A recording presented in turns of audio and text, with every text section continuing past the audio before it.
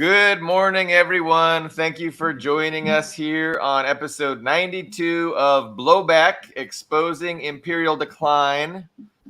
We have our normal panel, Ian Cummer and Carlo Parcelli. So Ian's streaming live from a suburb in Moscow. Carlo Parcelli is in Washington, D.C. Greg Rosen is one of our featured special guests. He's coming from Chicago, Illinois, and we are waiting on Dust James to be joining us. Dust James is usually on the road somewhere in South Carolina making deliveries. I'm not sure. Hopefully he'll pop in shortly and we'll find out exactly where he's coming from. But we are missing Ben. Ben is our bedrock, our solid compatriot. What's that word? Comrade that we rely on for a lot of things, and he is not able to join us.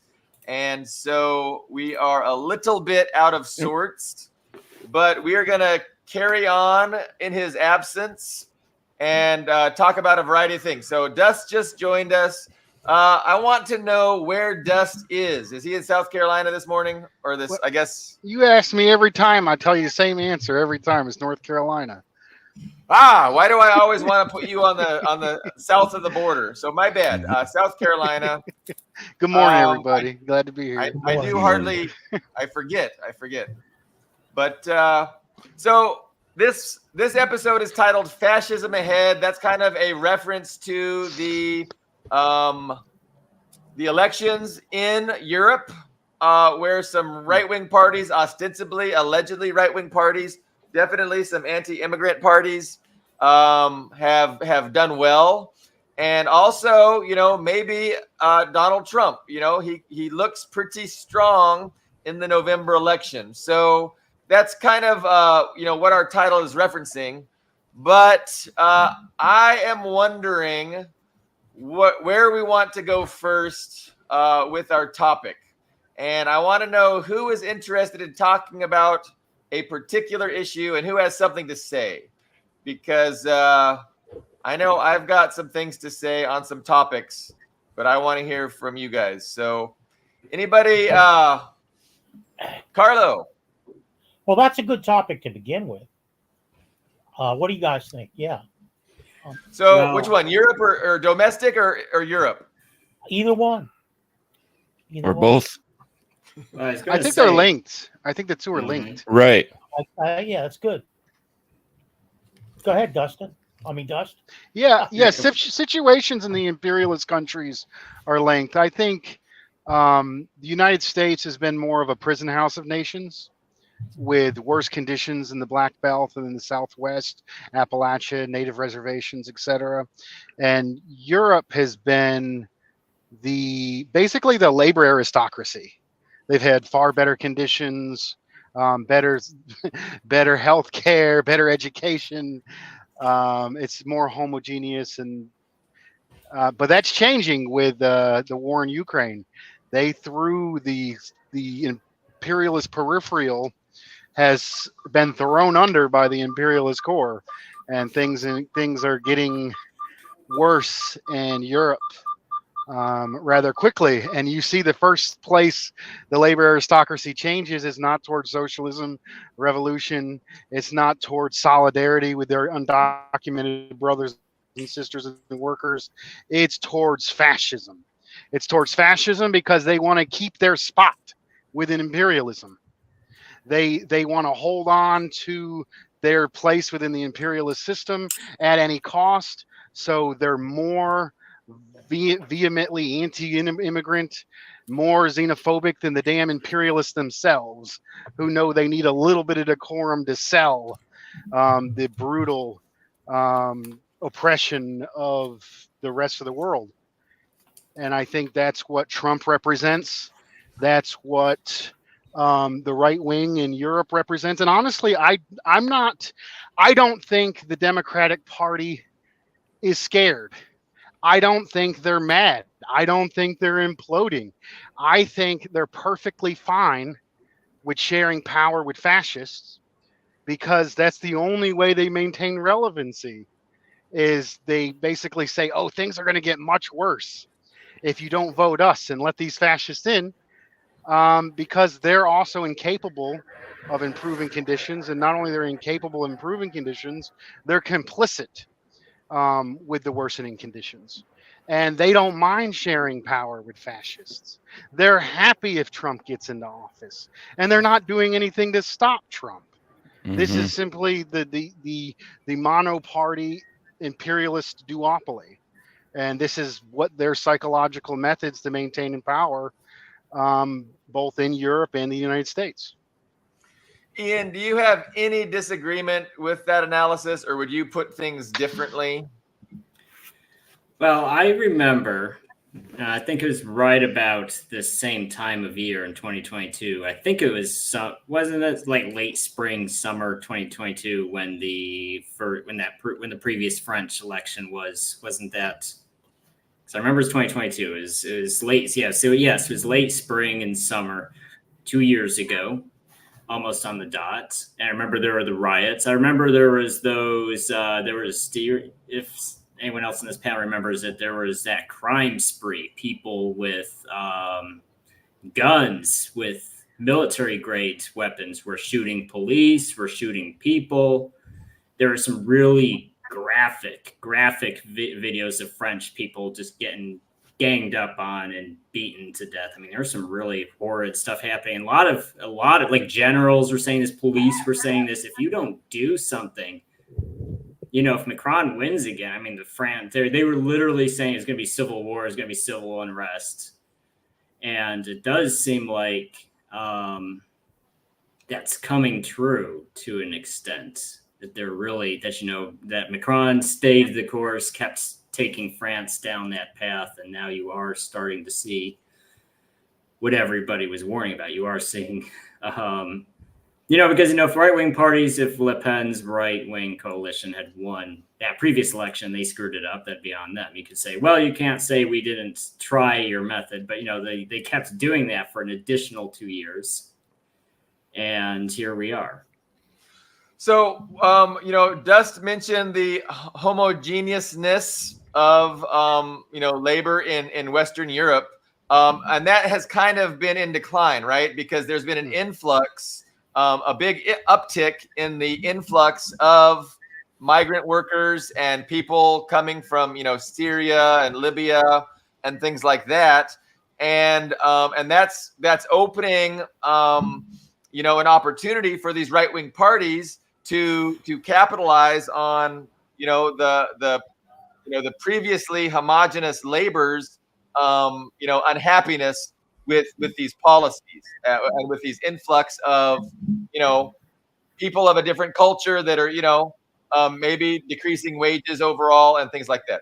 So I mean, immigration, it's just always a political football that parties can exploit, and they can use it divisively, to divide the working class and to ensure that the working class doesn't ever just unite and demand an overthrow of the capitalist puppets.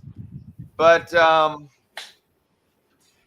well, it's not new. It's not new. I mean, if you remember the Chinese immigration to the United States in post-Civil War period to build the railroads, if you'll remember, the reason that happened was because the newly freed African Americans and the Irish and the existing groups would not be what was basically brutal slave labor to build the railroads. No one else would do it. So what did they do? They imported someone else. So it's always been a way to do, I hate to say it, it's not everybody agrees, but it's fact. It's seen as a way to dilute the labor movement, like France in particular. Those European countries have because of that homogenous. I mean, they've been right. I mean, it's not something that sprang out of the ground. I mean, they've had those riots and protests and actual uprising to get those labor rights. And if you're a corporate employer in one of those countries, like, okay, what do we do about this? Well, the solution is you import new workers, and you also, it's not the only thing too. I want, because I think the Trump crowd does tend to oversimplify the problem. You also wear down the labor codes too, and you undermine the labor code. Like Macron, when he was prime minister, when he colluded with Uber to circumvent French labor laws, so that you bring these different factors together. You have a lot of workers who are willing to work for less and for crappier conditions. And then you have these companies like Uber that don't have a real workforce. They work, it's basically at-will employment. You're a private contractor. You don't get any benefits. You bring those different things together.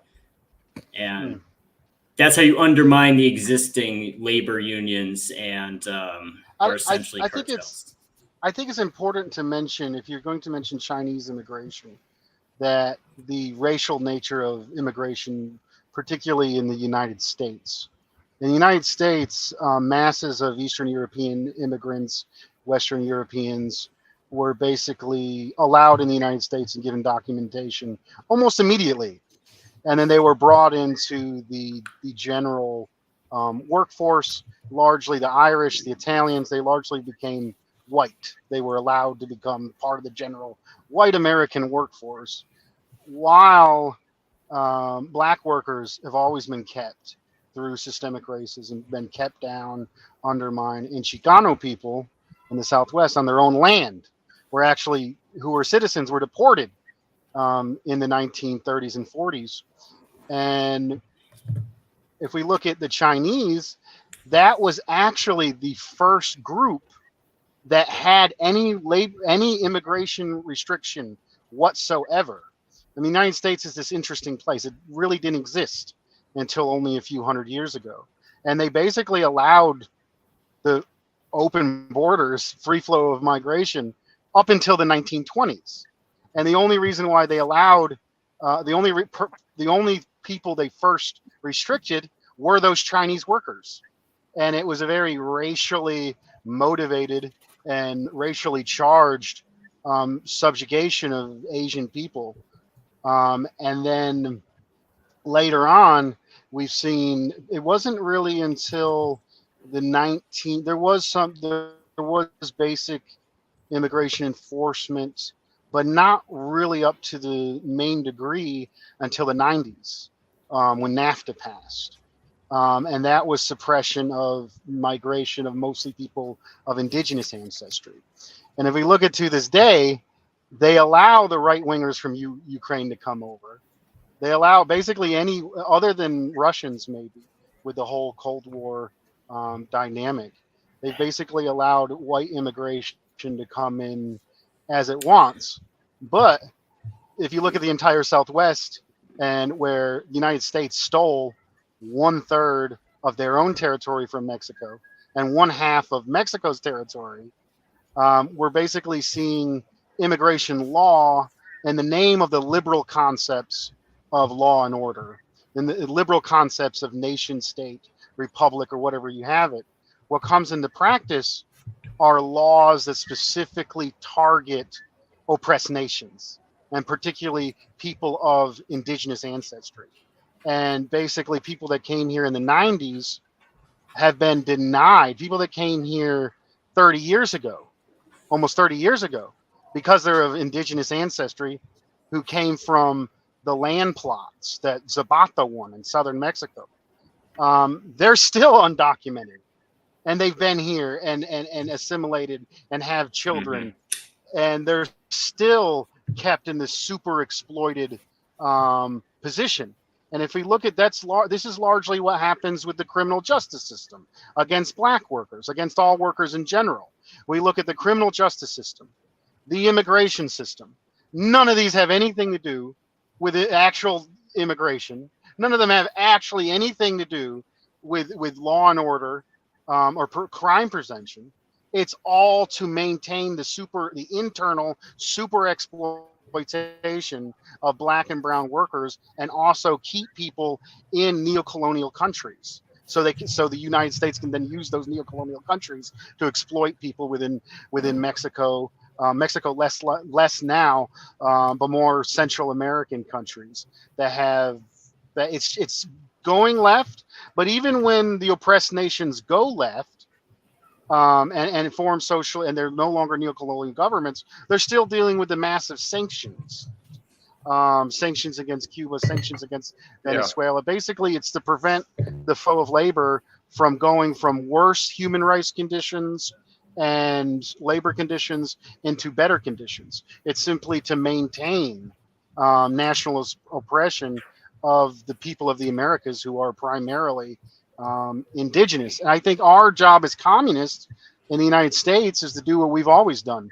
When the Communist Party was at its height, 1920s, 1930s, 1940s, the vast majority of immigrants, the vast majority of rank and file workers in our parties, in our leadership, were immigrants. And if you look at places like the Palmer raids, which were immigration raids, they were specifically targeted at communists and communist organizers to put us down and prevent our movement.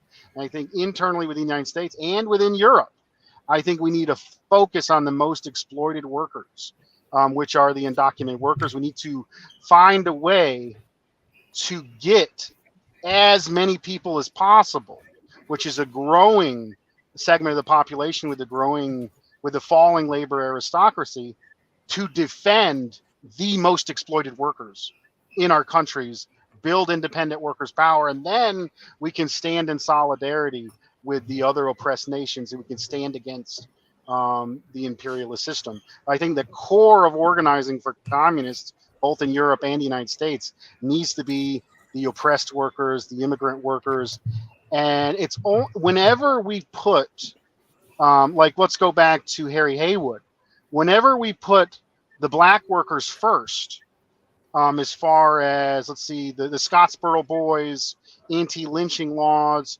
labor integration, all workers have benefited from putting the most exploited workers first. And I think we need to maintain that policy. And people like Trump and people like the European right, their purpose is to disrupt, divide, and stop the kind of communist and labor organizing that we need in both these regions.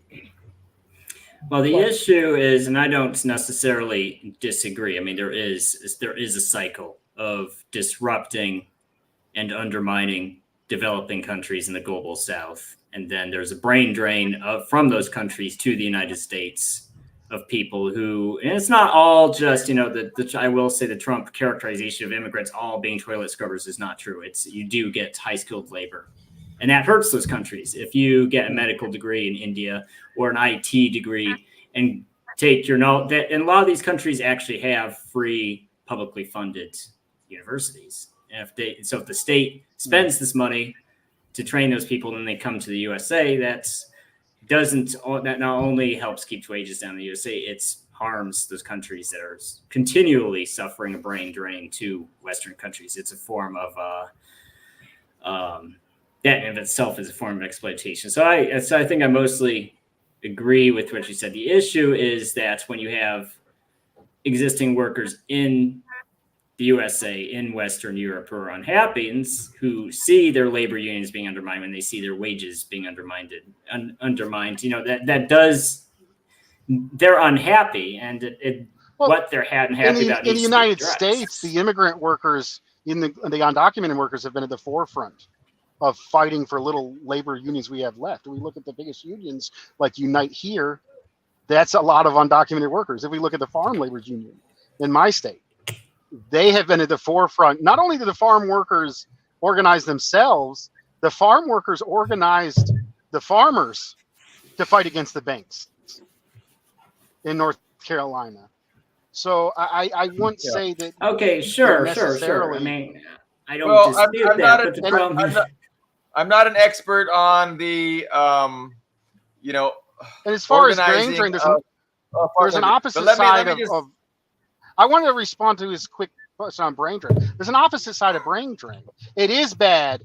First of all, the majority of immigrants are the construction workers, are the farm workers, are the small, like the specialized jobs are happening, but it's in a lot less numbers. And if we do look at those people that do, are you talking about documented or undocumented immigration, Dust? Documented. I'm talking about the brain drain. The brain drain is largely so you're saying that documented. documented legal immigrants are not having a college degree? No, they are. I'm saying they are. Yeah. I'm saying the Like majority of H1 immigrants, period, visas. are undocumented.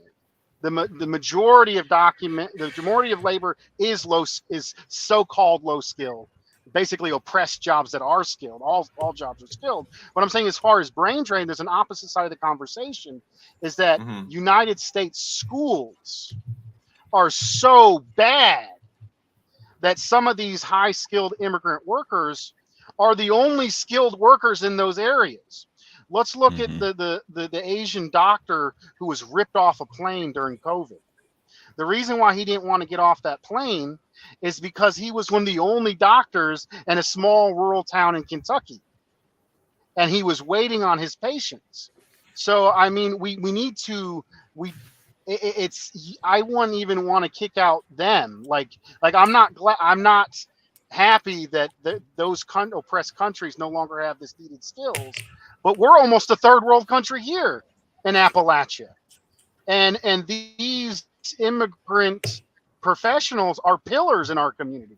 And I'm not kicking out, I don't want to stop them from coming in either. I'm glad they're here. What I'd like to see is an end to the imperialist policy and an increased educational system in the United States.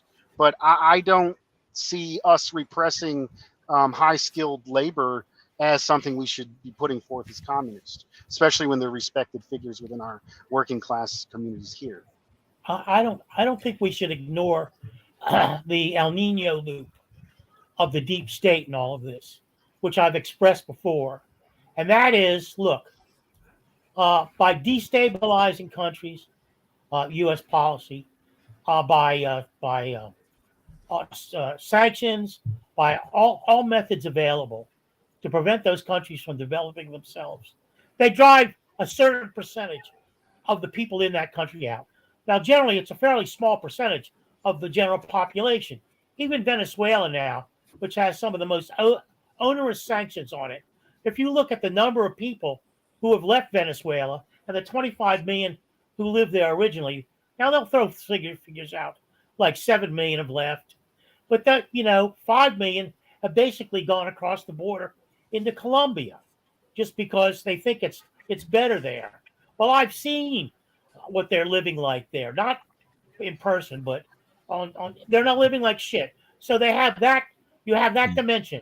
Now, the United States destroying the economies of these countries, and then some people flee, which plays right into the hands of that El Nino loop of fascism, of racism, because like George Galloway said on his show last week, he said, look, it's much easier to get people to hate. He's speaking of Barrage. What is his name? The British parliamentarian. Barrage. Is that his name? Yeah. Yeah. Yes, for To us. speak of hate than it is to promote socialism, which is what he does. And there's a tremendous logic. And the deep state has a great handle on that too. So I have to agree, yes, that the deep state is really not sad about having Trump come in, because that leaves things stirred up. That leaves things stirred up here. And so how do you break that loop? How do you break that loop? That seems at the core. You know how, Carlo, we stop destroying other countries and people won't want to come here and create a divisive issue. But I wanted to make a point. Hopefully Dustin can hear me. I mean, so, in California, we have a state holiday called Cesar Chavez Day. And Cesar Chavez, back in the day, was an organizer of the farmhand laborers. But the thing is, I don't know. He didn't really. Now, I don't think he was a communist, but he didn't.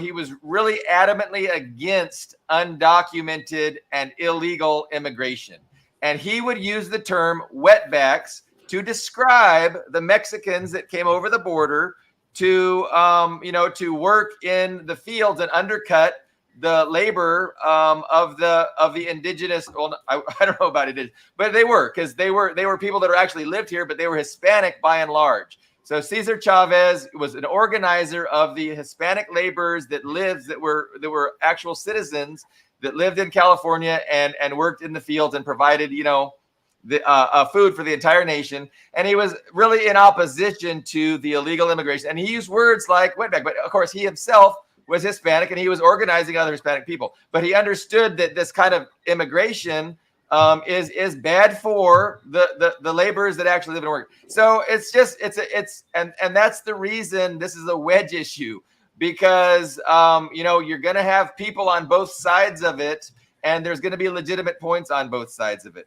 And ultimately, I mean, that's why it benefits the ruling class to exploit this issue so much. And that's why that was Trump's entire thing in that debate, was just these evil illegal immigrants are ruining our country. And he was just hitting it home again and again and again. It plays well, I guess, or he wouldn't have done it. Well, it's effective for dividing the working class, right? Yeah. I mean, these wanted to are counter additional subdivisions. I just wanted to counter that.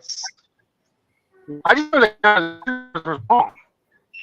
Well, he's a neo-unionist. We're revolutionaries. We're liars that are looking to from immigrants. Like, I'm trying to get this contact right now, and I want this to stop it. But there's like what we have done for more repression, more deaths. That's not going to actually help our movement in the long run. That's only going to keep those populations there. Whoops, we lost him. Yeah, he'll come back. So it's tough. He's on the road. So I want to hear what he had to say, but I really couldn't understand anything he said. No. Hopefully he'll be back shortly and he'll have a good connection. I'm not saying I agree with Chavez and how he talked about those poor people that are having to leave their own societies because of poverty and desperation. Like, I totally empathize with them, and they shouldn't be denigrated. It's just there's two sides to the issue is the problem, and it's going to be hard to get the entirety of our society on one side of the issue. And so I don't know. Well, you got to look at it this way. If you're Haitian and you try to make it to this country and they catch you, no chance. They send you back immediately.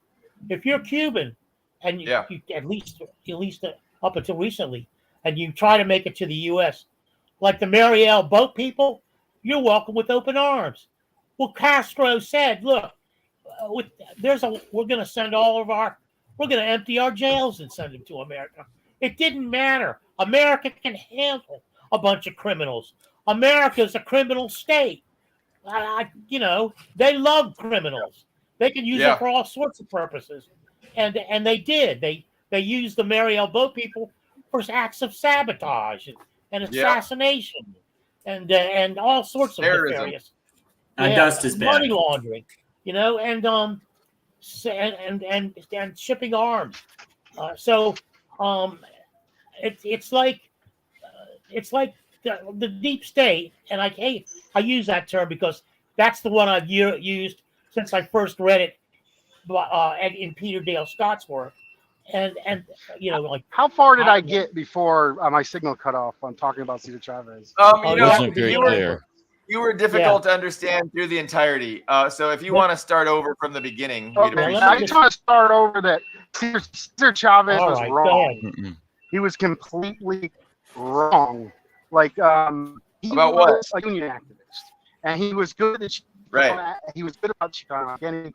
He was good at organizing workers in specific circumstance for short term, but when it came to the overall revolutionary question, what to do on an international basis, how to carry out revolution, he was not a revolutionary. He was not a communist. He was a narrow labor activist. True. And he was wrong. If we look at, there's some far better strategies. About what? He was just frustrated with the short term.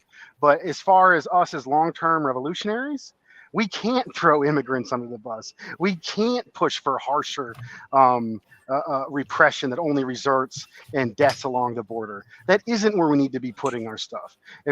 There's a better example, if you look at the movie The Great Debaters with Denzel Washington, which is based off a true story. He was a black academic and he was organizing white and black sharecroppers. And in the movie, he's dressed like a farmer, and the blacks and whites are together organizing. He says, well, if we just organize, they're just going to send in the Mexicans. And he says, we're going to organize them too. Like, that is the correct revolutionary position. That is the most effective position. Chavez was wrong about that. I mean, we can acknowledge the harm that mass causes normally for people there and people here. When it comes about what to do about it, pushing for more repression is not an option. And it's certainly not the best option when we have the ability to oppose imperialist policy and organize the undocumented workers here. Well, that movie is based on a true story. It's about Mel Tolson. Yeah. Mel Tolson was an African American who lived in Oklahoma. He was actually a very fine poet too, by the way. Wrote Harlem Gallery and several other. He also wrote the establishing poem, the day that Liberia declared its independence. He wrote the poem. He read it out loud to the Liberian people, and so he's an important guy.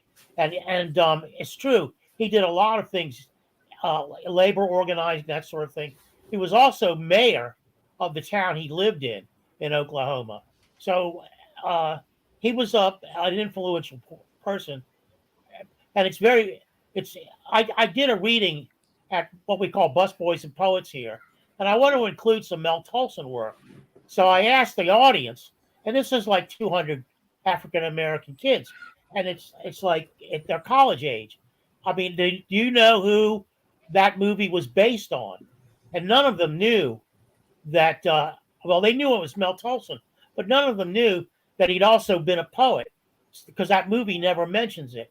But I don't know if that's beside the point or not. But he did rise to a certain preeminence in Oklahoma at the time he was there, and he's really an important person to be studied. My wife and I went down to the National Archives, and he took out his papers, and we published a pile of his unpublished papers, which we now put online. I just wanted to wedge that in, but go ahead. What's his name? What was that guy's name? Mel Tolson, MELTOLSON. And Dust had brought him up from that movie with Denzel Washington. Yeah. Okay. So, the point was, we're going to organize the undocumented as well as the documented.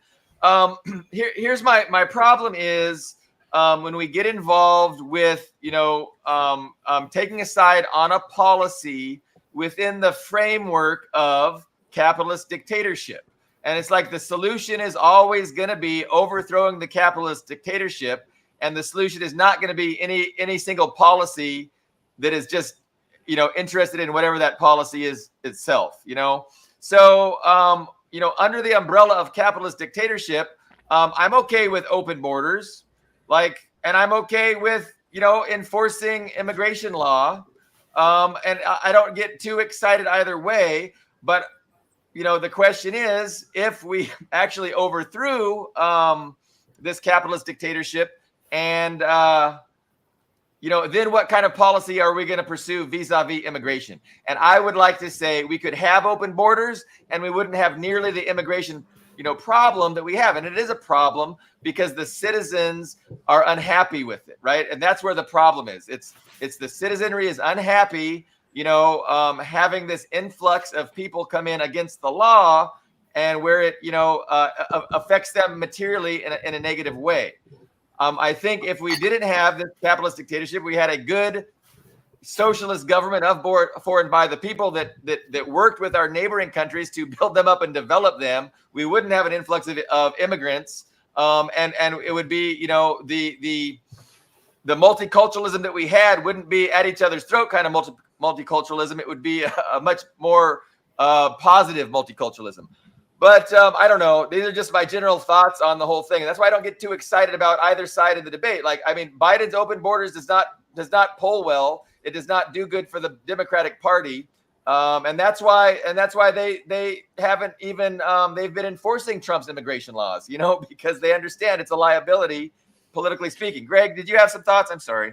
Yeah, I mean, there is no open border, right? That's a myth. Biden is deported and arrested more at the border than Trump did, similar to Obama. Fair. That's fair. If he wasn't so out of it, he would have said that, I think. But the rhetoric sounds like a lot of times, at least the Democrats are accused of promoting open borders, right? They're accused of that. And sometimes the rhetoric lends itself to that accusation. And just like what Dust was saying, it's the same thing. Like, that's what sounds like what Dust is advocating for. And it's, within the framework of capitalism, I don't know. I think the Democrats are no different than the Republicans on this issue, other than they don't, if Biden wasn't so demented, he would be sounding similar, although less crude than Trump. And this may be part of what's happening with France and here is the Democrats don't have the rhetoric to back up what they're doing, the liberals. They want to oppress immigrants and do a lot of the things that the far right wants to do, but they don't have a place. They don't have language. There's a big difference between policy and the ninnies you're dealing with in the U.S. Lyndon Johnson said it himself. He said, look, I can win the white vote by simply telling them they're better than black people. That's a paraphrase. That's what he said. Many, many U.S. politicians have used this. Strom Thurmond. I mean, I don't want to get into the list. It's too long. But that's Jesse Helms. It's like that's Joe Biden. Trump is doing. That's far more effective than what Biden tried to do. What was trying to implement two policies that Trump and the House Representatives, dismissed. Just wouldn't, didn't even make an effort to pass. So there was no effort even to get a mild legislation passed to bring this thing under some kind of order or appearance of order. So it all comes down to the appeal to hate, which is what Galloway was saying about Barrage and Farage. I'm sorry, about Farage. Farage. So it comes down to getting past the ninnies, and that seems to me to be the ultimate task and virtually the most impossible task. At the same time, it's the most difficult. So I'm not hopeful, at all. Genuine liberals are wanting the most humane policies because they don't agree that we're a capitalist dictatorship.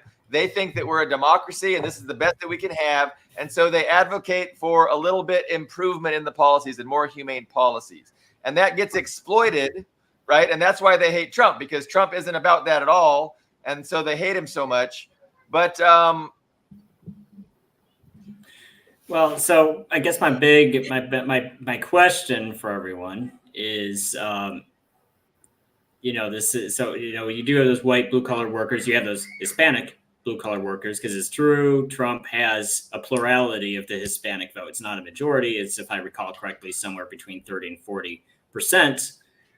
But it's historically higher than how Hispanics usually vote. They tend to swing more Democrat, and Trump is unusual in having such a large portion of the Hispanic votes. Even as Hispanic votes. So immigration's I think, the main reason a lot of those people are voting for him. So what the question is, what is to be said to those people that, you're a fascist if you're unhappy about losing your job or losing your wages? I don't think that's going to win people over. I mean, there's that Blinken quote, and as much as I dislike Blinken, but when he said, if you're not at the table, you're on the menu. Well, unfortunately, there are several groups that do feel like they're on the menu, and those are the groups voting for Trump because they feel, I'm not at the table, I'm on the menu.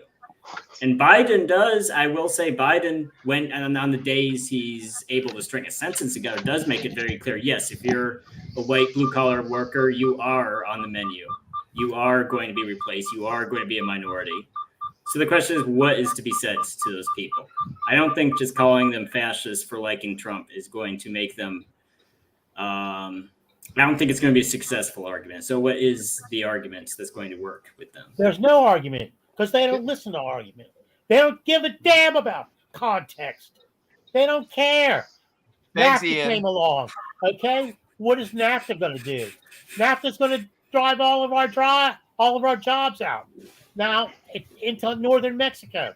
Now all these people are coming in, and as far as they're concerned, they're all Mexicans anyway, and they're coming into our country. How do you rationalize with that kind of mind that says, well, my job was given to a Mexican, and now he wants to come into the U.S. and steal my American job? That's futile. That's futile. They need a good spanking. That's what they need. They need a good economic spanking. And I'll tell you, with that fucker that's in jail right now, that motherfucker, Bannon, he's going to give it to him because he and I are on the same page from different angles. I want to see chaos, and he wants to see chaos. His whole policy, his whole theory is based on chaos. And he's going to bring it. And he's going to bring it hard. I'd like to. Sorry, my connection went out.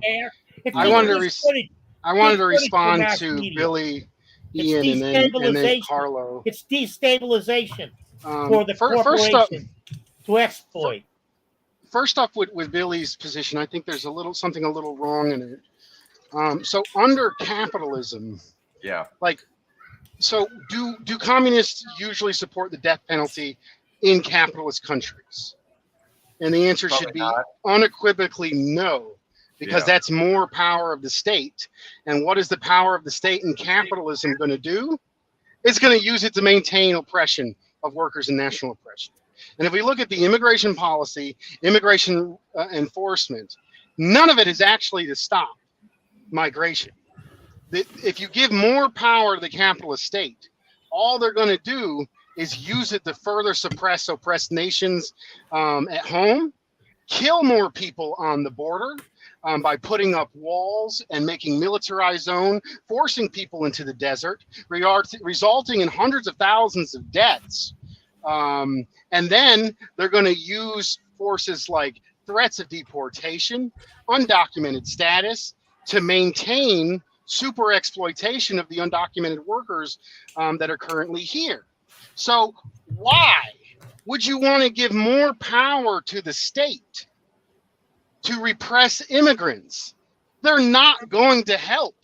The only thing that is going to help workers is to organize all workers. The only demand that we have as communists is by organizing workers. And who are we going to organize? Those with the least to lose, those with the most incentive, and that has historically been the most oppressed and exploited workers. Chicanos, immigrants, undocumented workers, Black workers. These are the core issues of the entire working class communist movement, to organize those who have the least to fight for all. And to respond to Carlo real quick, well, we don't need to be blaming these Trump supporters who are being manipulated. We need to go into the factories, organize the most exploited, and them can see us that working with the most exploited brings up everybody's wages and win them over to our side as socialists. We don't need to be writing them off as fascists. But at the same time, if they are engaged in rhetoric that directly attacks the people we need to be focusing on organizing, that needs to be called out and stopped, because they essentially become tools for the enemy. So we need to organize them alongside the undocumented. Can I ask you a question, Doug? The case of the undocumented is also for, and then as far as, I forgot what Ian said. The question is, what's the argument that's going to win over those white and Hispanic voters? And that's exactly what I was saying, is that we need to understand that fighting for the undocumented workers is the only way to improve wages for all of us. Pushing for further repression of migration will only result with more power of the capitalist state to keep all workers down. So let me just say, I mean, again, I don't really have a strong position. I mean, I'm open to be persuaded But my question was, uh,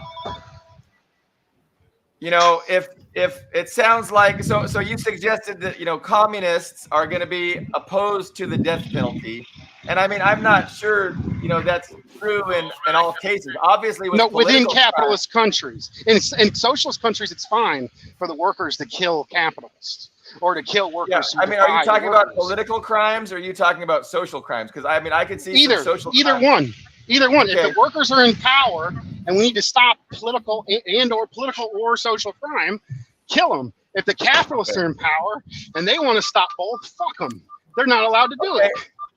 Okay, so in the same way, are you making the argument that we should be in favor of open borders? I've never supported open borders.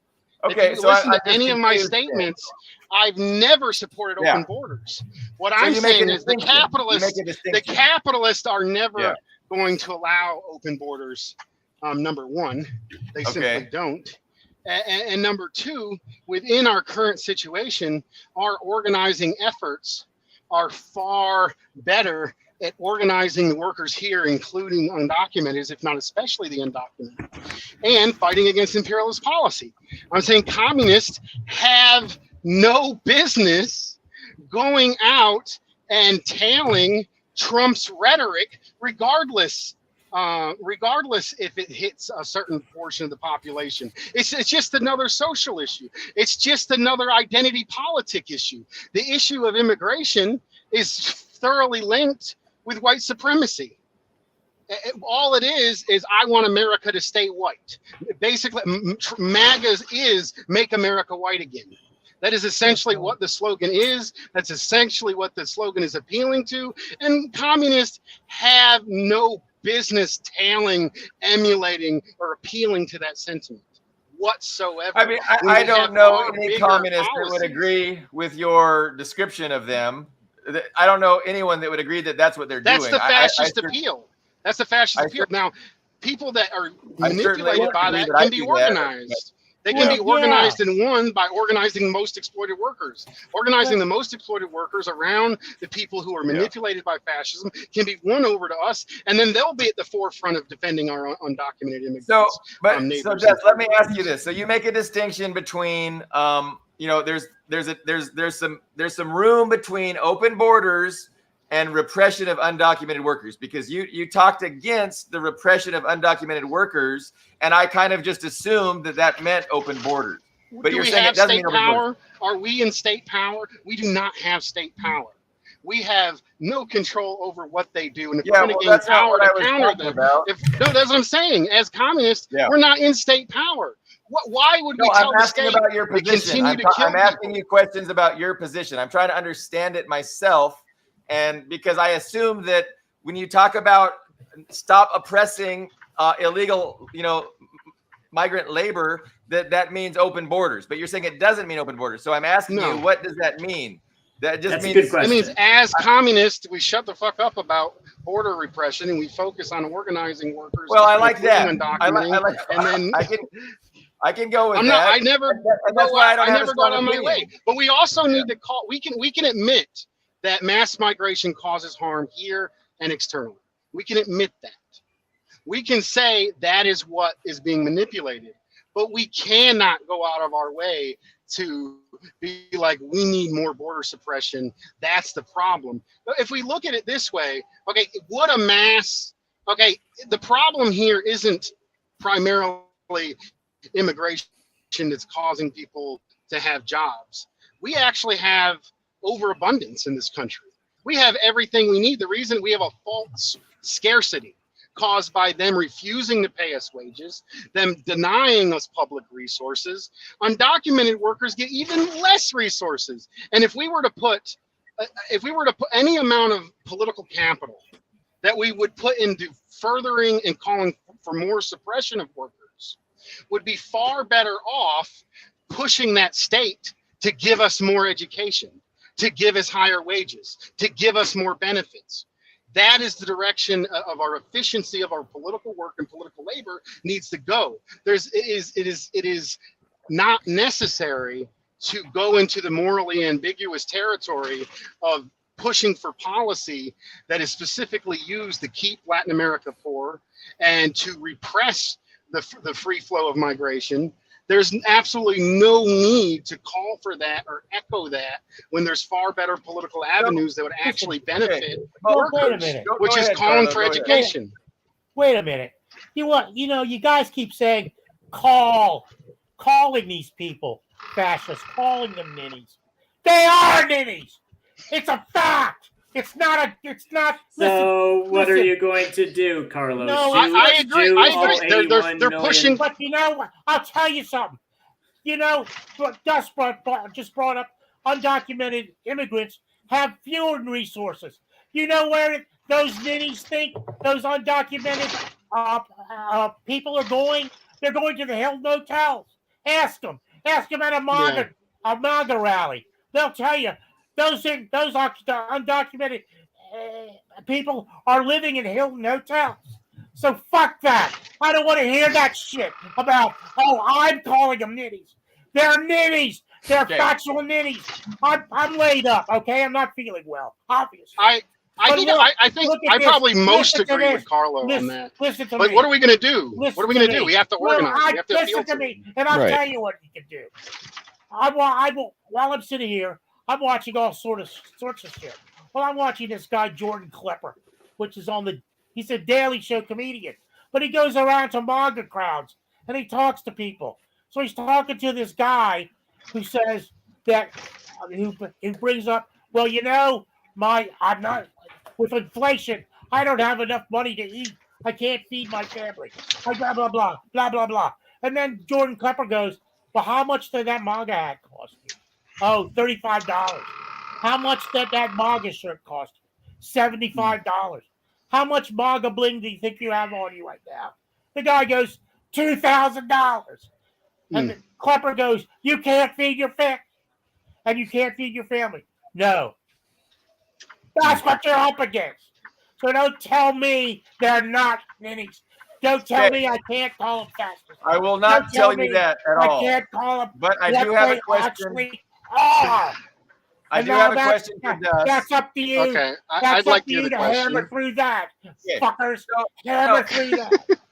Fuck it. So Dust, I mean, when we get down to your position, it is extremely nuanced because you've conceded that as communists we can acknowledge that mass immigration is problematic. So and I think kind of when communists do that, there's a backlash from other people suggesting that they shouldn't do that. So I appreciate that concession that it is a problem and we can speak to it as a problem. But on the other side, then you have another assertion which says we cannot advocate for stricter measures. But that is subjective because at any given time in our history, our measures, the actual measures put in by the capitalists could be stricter, they could be more lenient, but we can never advocate for more strictness. So, so what happens if, the capitalists decide that they want, something very, very close to open borders? We can't advocate for a little. We organize the people who come. No, we organize the people who come. There's no reason. I'm just confused about where your actual position is. Like, we as communists, what position should we organize the undocumented fight against imperialist policies? That's it. I don't want any more power to the capitalist state, and there's no position where I would do it. The only times I think I would force. Also, I talked about the racialization of immigration policy. So right now, the brunt of the people dying in the deserts are the people who don't even speak Spanish. They speak indigenous languages. The poorest people in Latin American countries and these neo-colonial governments, even in some socialist governments, if you look at Nicaragua, early on had issues, but now they're the best in terms of indigenous policies. There's people dying on the border with indigenous ancestry who don't even speak Spanish.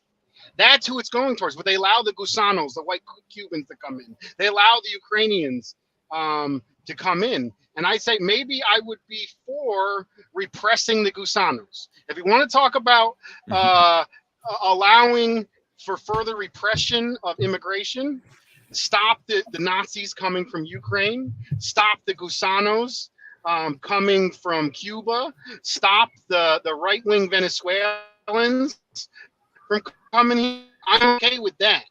But we're talking about further repressing poor people on this continent so they can die in the desert. That is what you're saying. That is what when you call for more repression of the current people that are being repressed, you are complicit in the ongoing genocide of indigenous people for calling for that policy. Now, and what is your goal? You want to raise wages? You want us to have better conditions?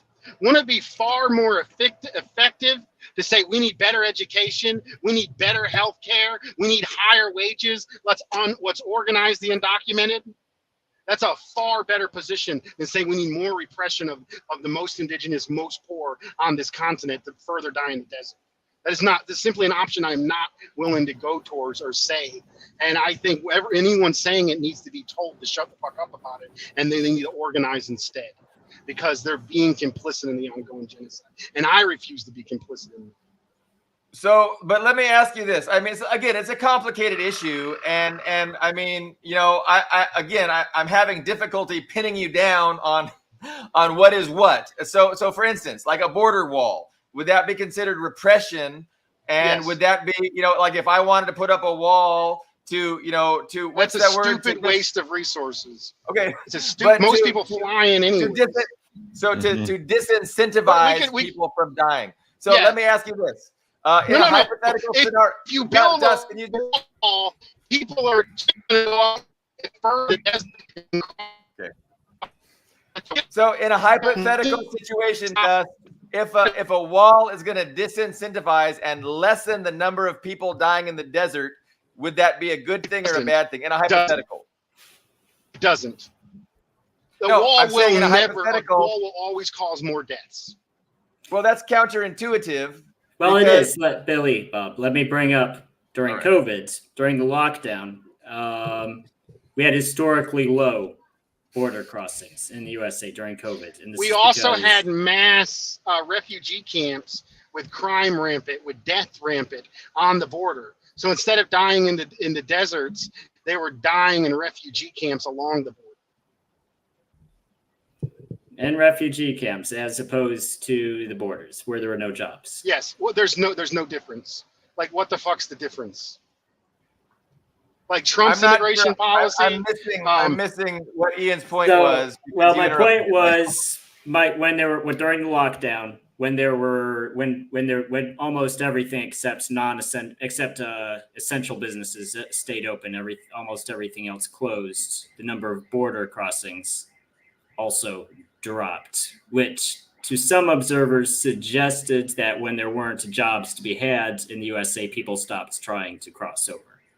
I think that's somewhat untrue. So the way the United States has been dealing with this, they allow a certain amount to come in on refugee and humanitarian basis.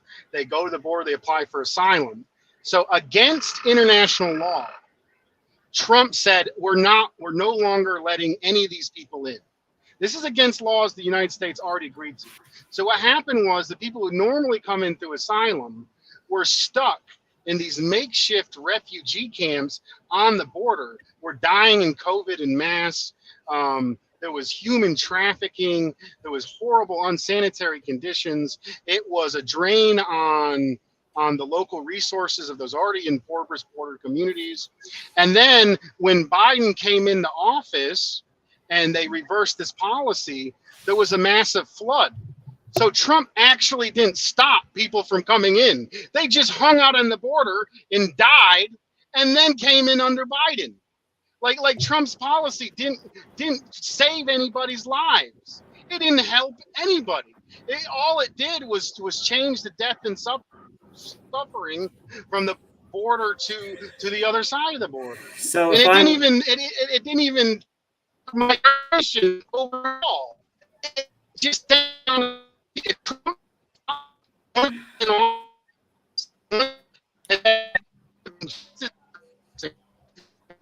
you're breaking up. Yeah, we can't understand you, Dustin. You guys come back in 5 minutes. You need to get back on the highway where you have good Wi-Fi. So, okay, I'm enjoying the discussion. I'm learning. I'm thinking about these issues, and I'm kind of, coming to some epiphanies about where my own position is, and I'm taking some of what Dust says. Number one, because we are a capitalist dictatorship, I'm going to advocate for open borders because I have compassion for these people in Mexico and all these countries that we destroyed. And fuck yeah, they should come over here.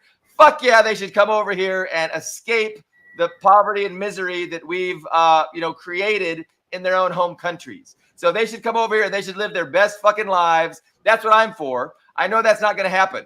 At the same time, I am going to embrace comrades who think differently on this issue. And I understand it's a complicated issue. And if they want to, create a wall, and if they want to argue that this wall and these policies are going to save lives and it's going to keep people from dying on the border, that's not going to be a deal breaker for me. I'm going to embrace them and work with them and consider them comrades. And thirdly, I'm not going to talk about the immigration issue because ultimately it's a wedge issue. I'm going to talk about overthrowing the capitalist dictatorship and replacing it with a government of, for, and by the people. So I don't know. Those are my three things.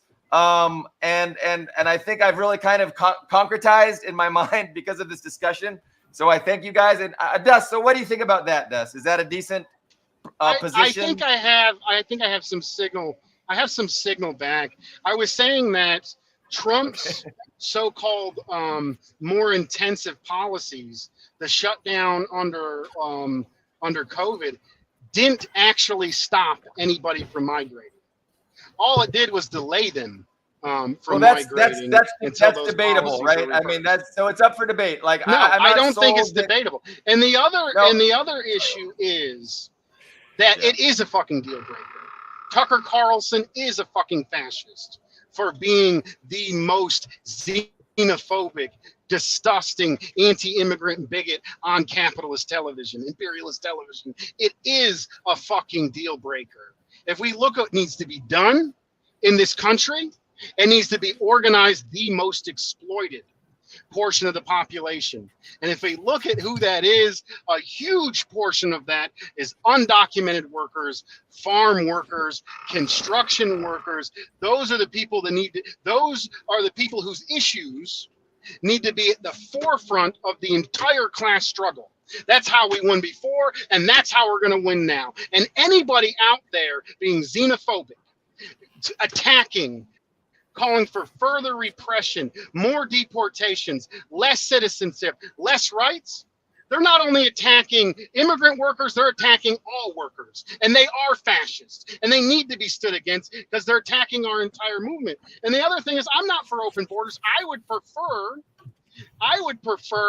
that immigrants stay in their home countries, fight there, and have communist revolutions in their own countries and do that. And I think a lot of them would too. But is it you who's fucking starving, who has to decide between living in their home country that they love or for a chance to feed your family, to go to the border and pay remissions? Are you in that fucking position? Fucking no. I'm not going to fucking judge them for doing that. And when they get here, they're going to be organized. They're going to be on their side. I'm not going to join in the capitalist repression of Latin Americans, of people of indigenous descent. I'm going to oppose it in the home country. I'm going to oppose it on the border, and I'm going to oppose it here. And I'm going to stand for all workers, regardless of national origin, regardless of race, regardless of which language they speak. And that is the only position that we need to have. There's absolutely no reason to tail.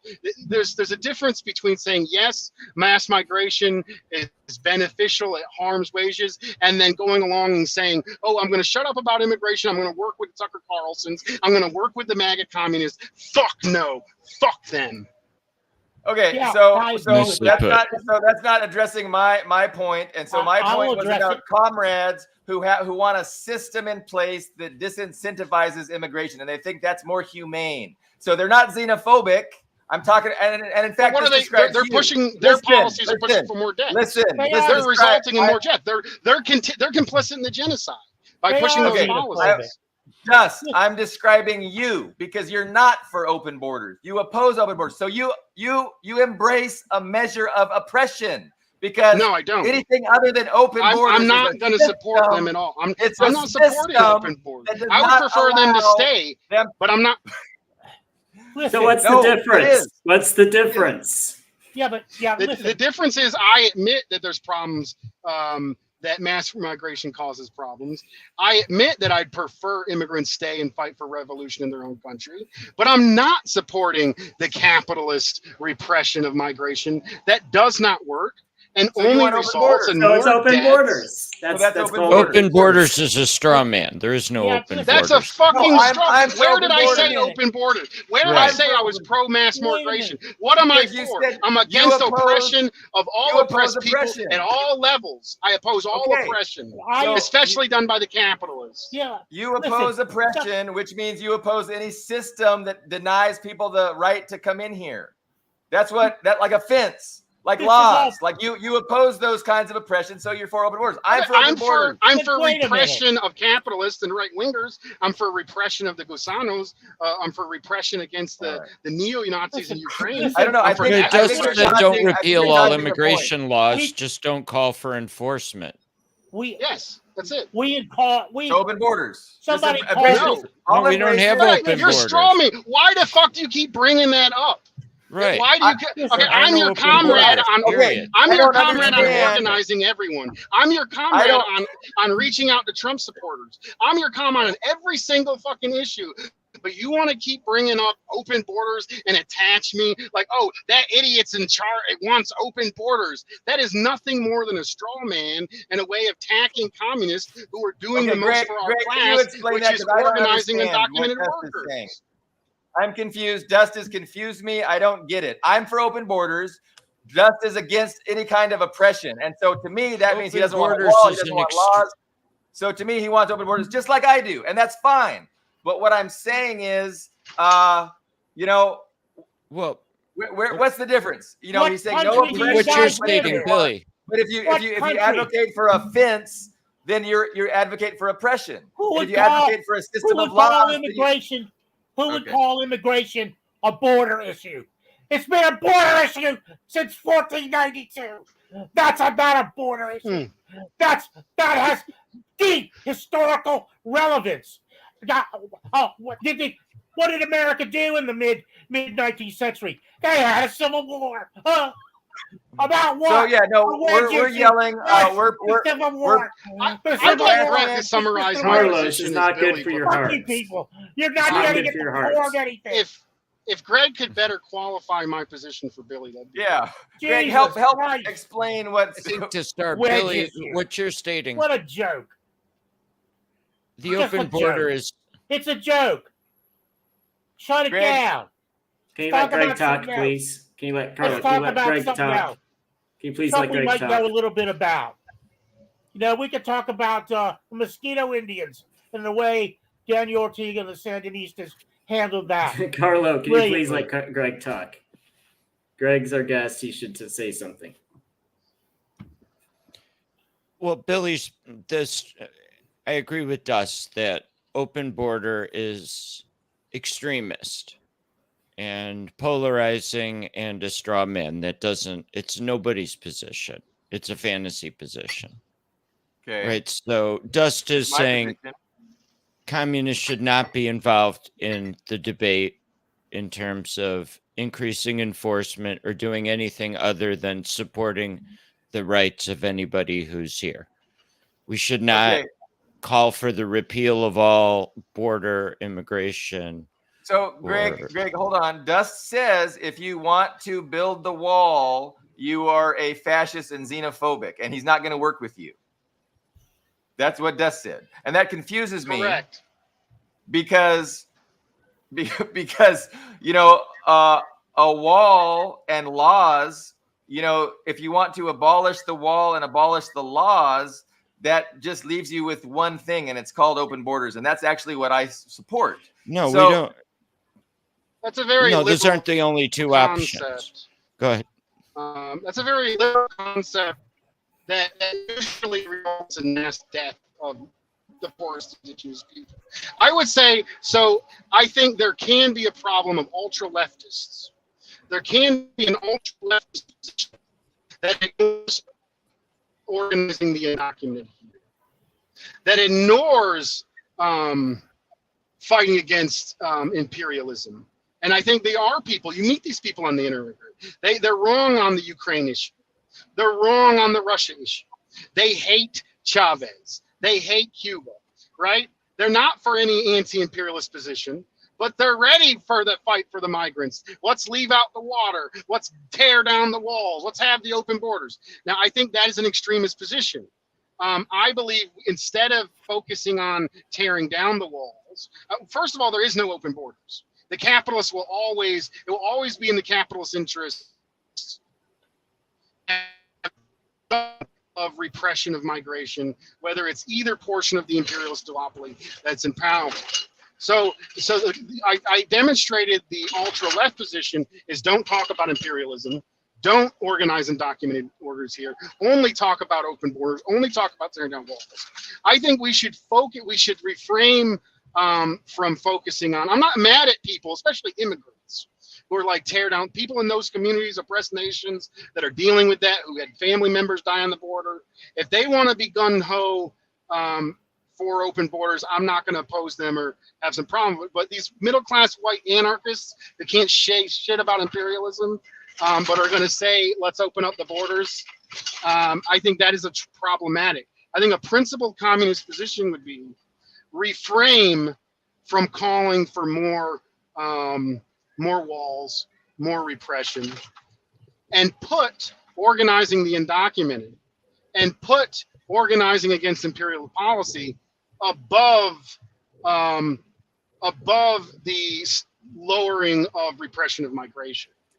I think okay, I mean that's fair, Dust. I think I understand that. I'm not clear on. I mean, you know, again, if a communist is asked to take a position on what kind of border enforcement there should be, again, I'm tolerant of communists. If a communist says, "Hey, we should disincentivize mass migration through walls and laws," like I'm not gonna call them a xenophobe. I think we should immediately change the subject when it's brought up, and then talk about education. Subjective no, I think that's and the best imperialism. Thing to do. If people say, "Are you for open borders?" We should say that's a straw man. You're appealing to xenophobia.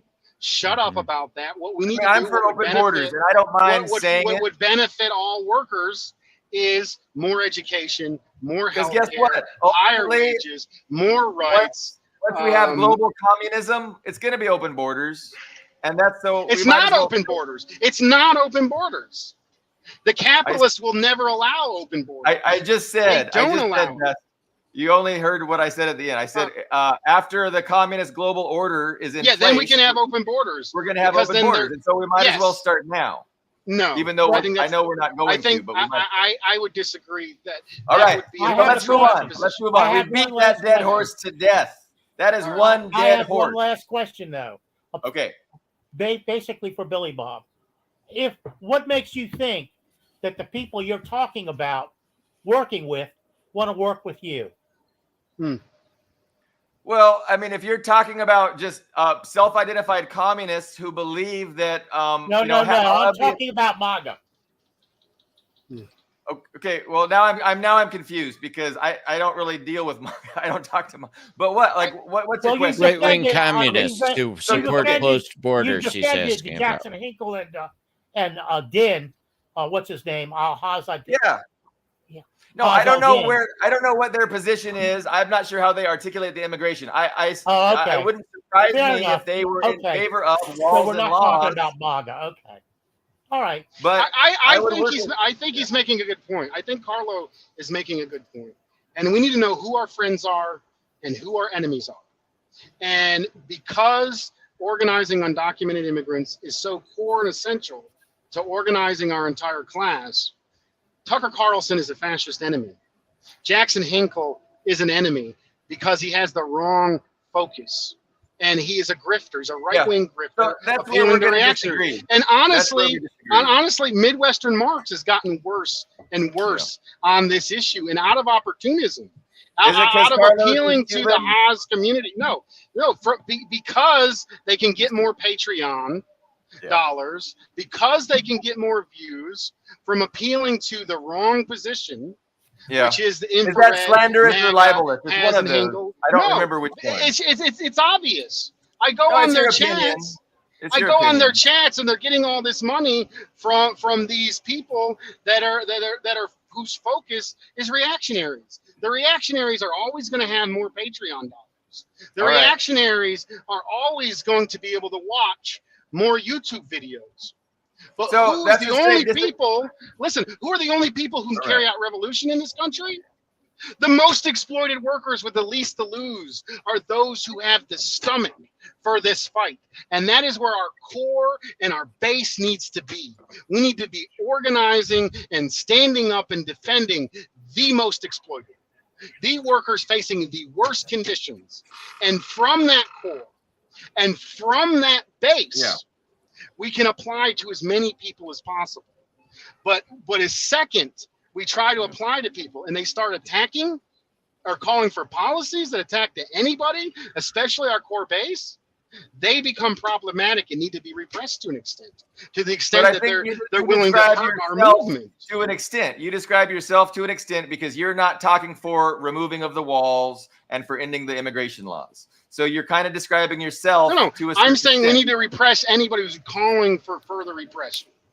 Anybody whose main line, if your main line is to go on YouTube and say, who we really need to reach out to are the MAGA people, and you completely disregard the decades of struggle from the Black community, the decades of struggle from Chicanos and the Chicano moratorium and the Chicano anti-war movement, those people are problematic to the point where they need to be spoken to because they're hurting our entire movement.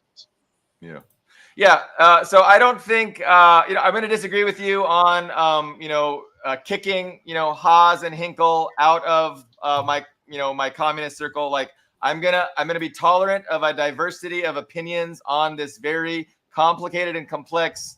And, so you are choosing a side. You are choosing a side, and you're choosing to be in favor of repression. You're choosing to. No, I don't think that's true. By allying with those figures that I would reject your framing. Getting material gains from tailing those positions.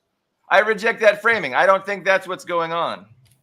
I just request that when you guys kill each other, don't nuke me by accident. Keep the nukes within the United States when you guys kill. I'm having a friendly. I continually come back on I'm this sorry, show. but when you say everybody who disagrees with you is a fascist, no, anybody who's pushing for further genocide is complicit in fascism. Anybody who's pushing for further actions that result in further genocide is complicit in fascism. Keep the nukes in the USA. It's that fucking simple. Don't nuke me. Think about this, Dust. Now, when I'm fighting against what's the best way to post fascism? It's not what Carlo's saying. It's writing them off, attacking them. It's to organize and provide better than the fascists manipulating them can. So they attack you every day. They attack you every day. Can you listen? Turn the other cheek, guys. Listen. Turn the other cheek, baby. It always works. Carlo. Okay. Turn the other cheek, Billy Bob. I want Dust to deal with when that same argument is turned against him, right? So if somebody would take the position, right, the legitimate position, it's a legitimate position that by disincentivizing mass migration, you are opposing genocide, and to not disincentivize mass migration, you are complicit in genocide. So somebody could argue that Dust James is complicit in genocide for not trying to disincentivize mass migration. Okay, no, that's legitimate. No, here's the fucking reality. When Bill Clinton, after they passed NAFTA, and the Democratic mayors put up fencing, and the Democratic police forces stopped people from going in along the city routes and forced people to cross the borders, the death toll rise. Okay. It is completely against the reality to say the other position, to say that further repression results in less deaths, because the reality of the situation, time and time again, that further repression always results in more deaths. It's completely devoid and delusional. Yeah, that's counterintuitive to a lot of people. Not legitimate. And I'm tolerant of people that disagree with you. If somebody wants to disagree with you on that, I'm tolerant. But we're materialists. We're materialists. It isn't about debate. Yeah. We're materialists. We're about what's reality. And what's reality is further repression results in more deaths, which we do not want.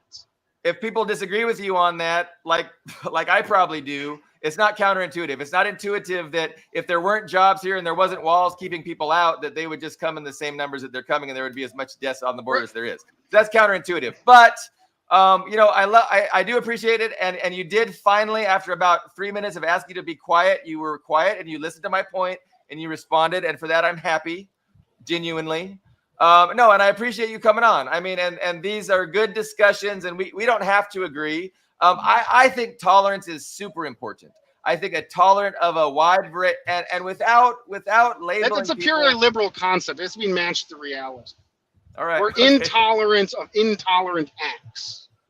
Right, but I don't think suggesting that a wall would be beneficial is like an intolerant act. Like I don't agree with it. Okay, but I don't so think that it's you're directly stealing money from schools and poor communities and infrastructure and putting on a bullshit wall that doesn't fucking work. That's us. And the reason why you're doing it is because you're appealing to people's xenophobia and racism. Like, there's absolutely no reason to take that position or push for that position. Well, you're making a lot of assertions which I would disagree with. And I mean, that's fine. We can disagree. Do we want to talk about any other topic except the fascist beast that's right in our near future? Europe. Why don't we do the European fascism? There's a parallel. It's beautiful. No, but I was also countering Carlo as well. Like, Carlo's like, they're a bunch of nitties. Yes, they're a bunch of nitties. They're a bunch of fascists. Racism is a big problem. And I think instead of saying, fuck the world's going to end, I think the correct position is materialists. The correct position is optimistic, revolutionary optimism. Yeah. And the best way to have that position is to go with what works. And that is organizing the most exploited and putting the issues of the most exploited at the front of the entire working class movement. And if we do that, I think we'll have real victories. And I think the minds of those people who are currently tools, currently fascist, currently complicit in the genocide, can do a 180 and be on our side. And there's been examples of that. We'll look at, racists who are about to get evicted in the Midwest. When black communists showed up to stop the eviction of racists, they became 100% anti-racists. And I think organizing undocumented workers and having and empowering undocumented workers to be part of our movement to the extent that they're helping out these people that are being manipulated. I'm not sure anybody. I don't think Haas disagrees with you. I don't think Hinkle disagrees with you. No, they do. They fundamentally disagree with my position. They don't want to organize. They think that the most revolutionary section is the MAGA people. They think we need to shut up about immigration. They think we need to shut up about organizing the undocumented. So you just in reality, we need to be loud. We need to be the loudest about organizing. Three contradictory statements. So I mean, because you just said they think we should. They have a completely different focus. And we already said that we should also not talk about immigration. You said that they didn't want to organize the undocumented. I don't think that's true at all. We should put primary organizing undocumented. Organize undocumented workers. They haven't said that. So yeah, they want to organize MAGA. I want to organize MAGA. Why do they want to focus? Why focus on MAGA? Why put the focus on reaching the most reactionary? We need to focus on everyone. We need to put the focus on organizing the most exploited. Okay, So you because do that has been how we won it. Other people can organize and focus in other areas. Because they placate. They placate and they downplay the racism. They downplay the harm of Trump. Downplay racism? I don't think so. Yes, they do. I think they're pretty. Trump is. If you say Trump is a racist, they say you have Trump derangement syndrome. Trump is a fucking racist. So is Joe Biden. I should be able to say the reason why the MAGA people and the Ozites say, oh, you have Trump derangement syndrome, when I say true things. Yeah. Trump is a fucking racist. Trump is a reactionary. Just like all the rest. No different. Yes, just like all the, but actually he's more overt. Okay. He's more guys, racist. We got an hour and 25 minutes. Should not be the MAGA people. Our emphasis should be class struggle. And the best way to carry out class struggle is organize the most exploited. Organize those with the least rights. That's it. That's where the focus is. We're not going to resolve here. And if we actually organize, if they weren't on fucking YouTube and they were actually fucking organizing like I have done and I've had experience doing, they realize that they're completely utterly full of shit. If you actually want to make class struggle, you're going to go to the most reactionary people who are the most. You want to support communism by going out and tailing the most anti-communist portion and minority of the population. That is stupid. That is absurd. And the only reason why they have that position is because they're grifters, because it gets them patriotic. All right. It's the only. You don't like them. I get it. I think your view is incorrect, but that's, we can agree to disagree. And I appreciate you coming on. Where do we want to go with this? I don't want to really have a judge and jury on, people like Haas. I mean, what's the point? Like, I totally, I appreciate them. I support them. And if you want to try and drag them down, in the picture. Right. It's we have a Brit election and the emphasis. We have a Brit election. What, in 2 days, guys? A British election? Is that true? Yeah. What do you think of that? Or Macron? France? Well, so in Britain, I know the incumbent is really no different than his opponent. So I don't think I don't have a lot of hope for any kind of change in with that. That election is kind of pointless to me.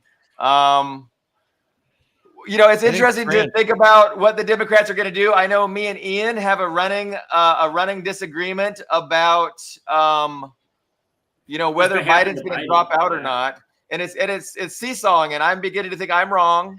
But I still, like, I don't want to, if I end up being right, I don't want to say I'm wrong just yet, because I still think I could end up being right.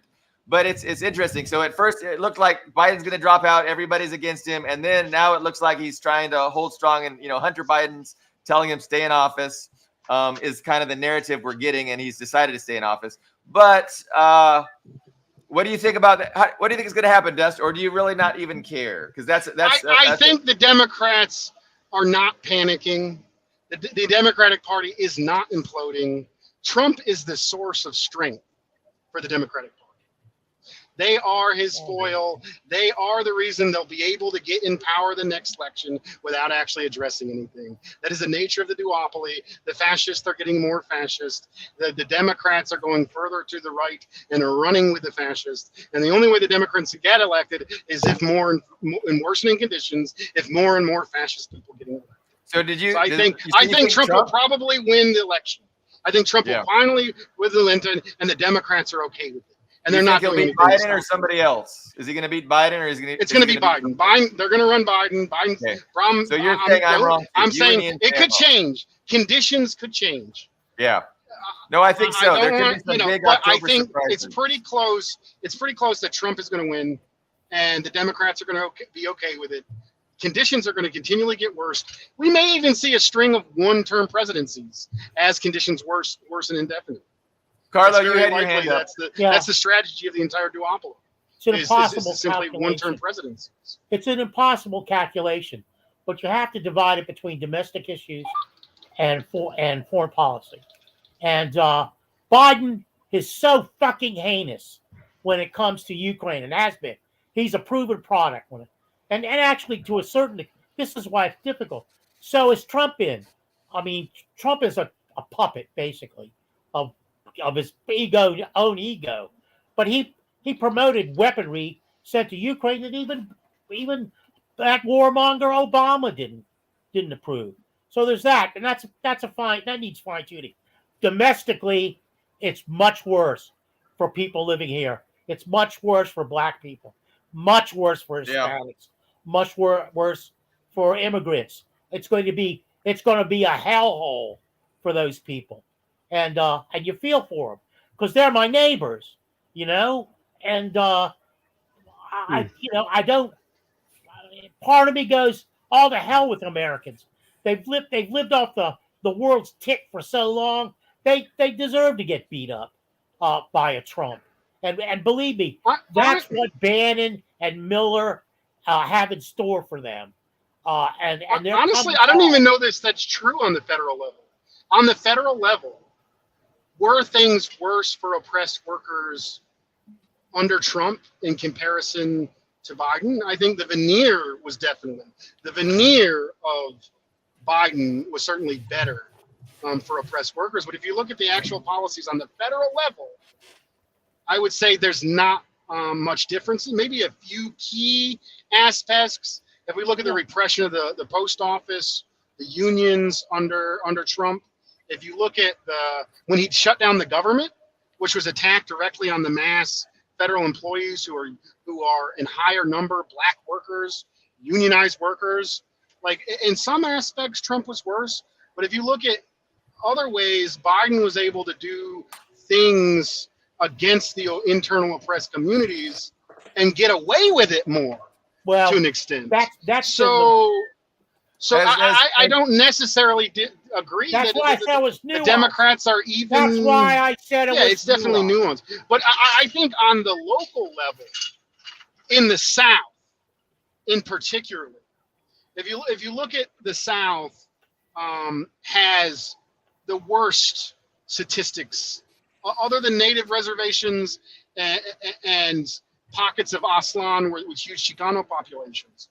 The South in particular, where they have higher Black populations, it is completely illegitimate Republicans put into power by gerrymandering, who have some of the worst policies in the whole fucking country.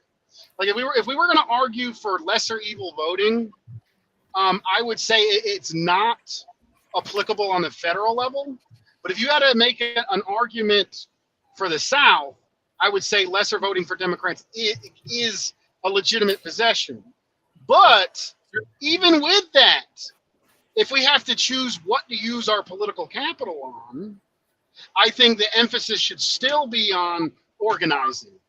Like, I don't think it's right. Over the weekend, Reverend Barber, who is from North Carolina, the leader of the NAACP for a long time, and I think he has the correct emphasis. He called it the Poor People's Campaign. They had majority poor Black workers. They had a significant portion of poor Chicano workers, and a number of poor white workers that were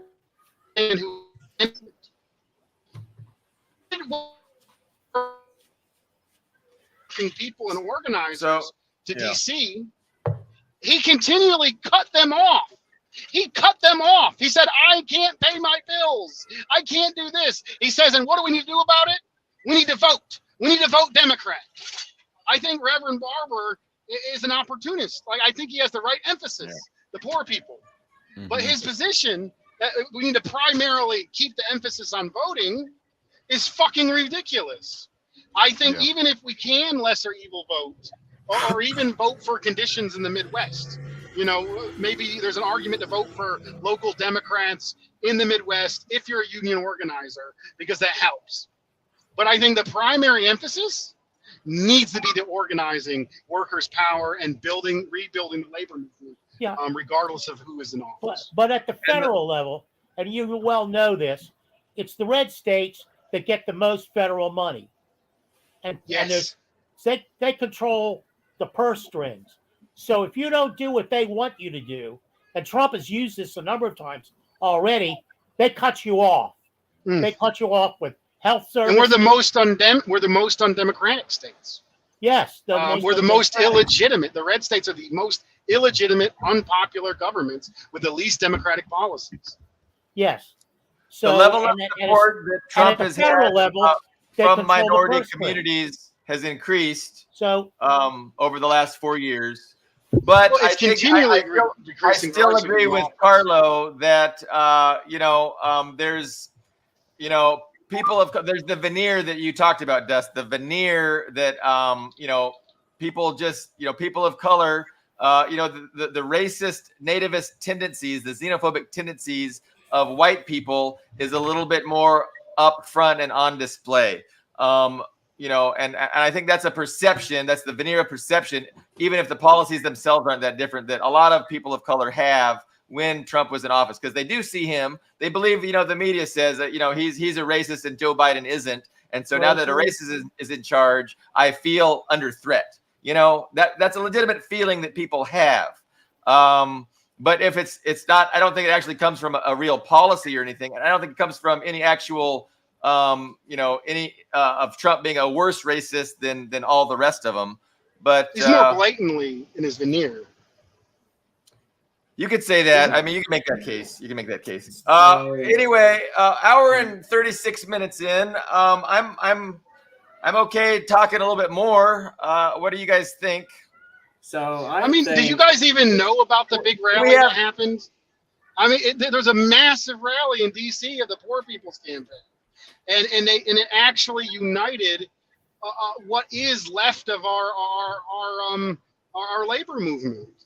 And it's unfortunate that it's allowed itself to be manipulated to continually blindly support the Democratic Party.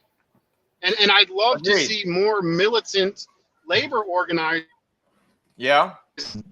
That is anti-imperialist. That puts the emphasis on organizing and defies the Democrats. Absolutely. Ian, did you have a thought? Well, I think Biden's going to win because, let's be honest, they control the system.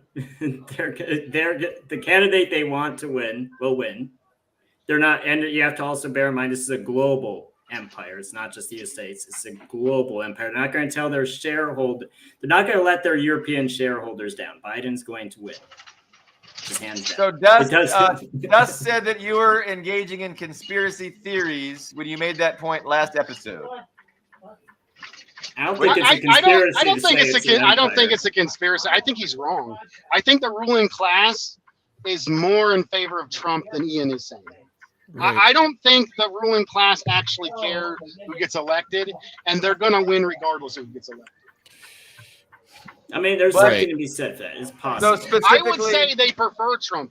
At this moment, the way that the opposition and continuing to run Biden, I would say it's looking as if they're more in favor of Trump. They really flushed out Trump's cabinet. They raked those people out of the clothes. The mainstream Washington figures like Blinken, what's her face, the treasurer, Janet, whatever her name is. Those people all stepped down. They just stepped down. They were just like, we're not touching the Trump administration. And then as soon as Biden came in, they came back. So I think it's accurate to say, I don't even know how I would characterize Trump, but I think, I could be wrong, but I think we're going to see controlled opposition. It's possible, but they purged the hell out of his supporters. They do. They're going to keep their dogs in line.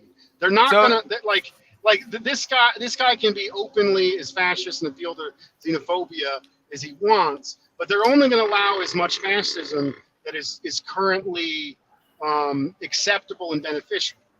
They're not going to jump to fascism if there's not a crisis to the extent where they need fascism. So they're going to repress some of the more fascist elements because they actually do interfere. So with the people who got thrown in jail were fascists. Yeah, for the most part, yes, they were. So what specifically Dust accused Ian of conspiracy theorying was all the ballots that came in after midnight to get Biden the victory in the last election. That was an attack on our post office. So that's what there is no problems whatsoever with mail-in voting. The post office is one of the last in socialist institutions. That's what Ian was referring to when he said that they control the election, so they can just decide who's going to win anyway. Yeah, that's the only reason. That is a way Biden's just going to win, and that's why I was saying you were saying that conspiracy theory. That conspiracy theory. So they're democratic fascists. They're Democrat. They believe the Democrats are also the Democrats have also been attacking the post office. Well, it's been a bipartisan attack against the post. So you're telling me they're literally fascists, but they won't rig an election. That's like they're not going to be allowed to. Wait.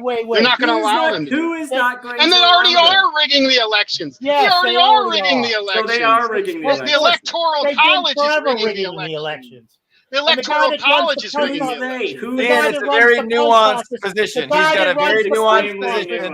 The guy that runs the post office, his name is Bill DeJoy, and he's a Trump appointee. He worked in the private industry for the private shipping companies. Yes. And it's been policy ever since. So that's an attack on the post office from within. That's an attack. That's an attack on the post office from within. Yes, a privatized, partially privatized entity where they had to show a profit. So Trump and the privatizer were working. Does the military have to show a profit? No, they were working in cahoots. So the appointed manager for 30 years now. The appointed 30 years. So it's twofold.